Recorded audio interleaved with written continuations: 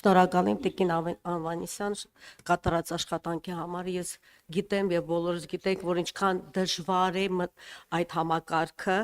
առողջապահական ապահովագրության համակարգը տարբեր իշխանություններ Հայաստանի Հանրապետության փորձել են, խոսել են, բայց չեն մտցրել, բայց մենք ռիսկ ենք արել, մենք գիտենք, որ շատ խնդիրների հետ կարող ենք բախվել, բայց գնում ենք առաջ։ Հարցերս հետեւյալն են. Փուլային ներդրման ռիսկերը տեսնում եք թե ոչ, քանի որ ինչքան հասկանում եմ 3 տարվա ընթացքում չէ ամբողջությամբ մենք պետք է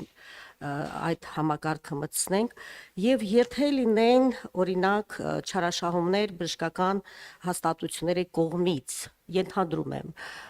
ինչպես ենք վերաբերվելու, ինչպես են կանխելու կխնդրեի այդ երկու հարցերին պատասխանել եւ եւս մի հարց նրանք ովքեր օրինակ որ երկրորդ կամ երրորդ փուլի ժամանակ պետք է մտնեն այդ համակարգի մեջ ինչ անեն այդ մարդիկ ինչպես պետք է չունեն իրենք ոչ մի բան ոչ առաջ ոչ 60 օրինակ 63 տարեկան է կամ 60 տարեկան է ինչպես կարող ենք մենք օգտակար լինել շնորհակալ եմ Իհարկե համակարգը 3 տարվա մեջ ներդնելու որոշումը եւ որոշակի առումով ռիսկեր ունի, որովհետեւ այո, ընթացքում մարդիկ են մնում, որ հաջորդաբար են մտնում համակարգ, բայց նաեւ օգնում է եւ հնարավորություն է ստեղծում, որ ավելի անցնցում իրականացվի բարեփոխումը, որովհետև իսկապես սա շատ մեծ թվով անձանց վերաբերելի բարեփոխում է եւ թե վարքագիծ, թե աշխատանքի նոր ձևաչափ, էլեկտրոնային համակարգեր եւ այլն եւ մեր բժշկական կենտրոնների կարողություններ, այս ամեն ինչը 3 տարվա մեջ ներդնելու որոշման հիմք են հանդիսացել, որ մենք այսպես սահուն կարողանանք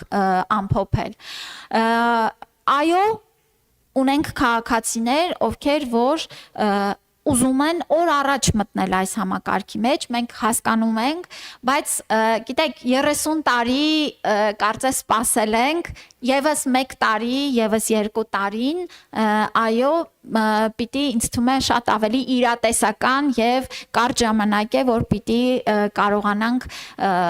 ապահովենք մեր քաղաքացիներին։ Ես ուզում եմ նշել, որ փուլայնությունը հստակ օրենքով սահմանված է եւ ըստ էության մեր քաղաքացիները եթե այս հունվարի 1-ից չէ, ապա հստակ գիտեն, որ հաջորդ հունվարի 1-ից կամ մյուս հունվարի 1-ից արդեն ներառված են լինելու ապահովագրության համակարգում։ Չարաշահումների մասով միանշանակ իհարկե մենք ապահովագրական հիմնադրամի հենց հիմնական գործառույթներից մեկը դա է հսկել տրամադրվող բուժօգնության որակը, ձևաչափը, հսկել ուրեմն պետական եւ ապահովագրական վճարների ծախսերի արդյունավետությունը եւ այո, սա մեր կարևորագույն գործառույթներից մեկն է։ Եվ երբ որ նաեւ խոսում ենք ծառայությունների գների կամ ընդհանրապես գնային քաղաքականությունից, ես այստեղ էլ ուզում եմ ասեմ, որ մենք բոլոր հիմնավորումները արգումենտները, հաշվարկները դիտարկում ենք, բայց պետք է շատ նաև աչալուրջ լինենք, որ անհարկի ծախսեր թույլ չտանք։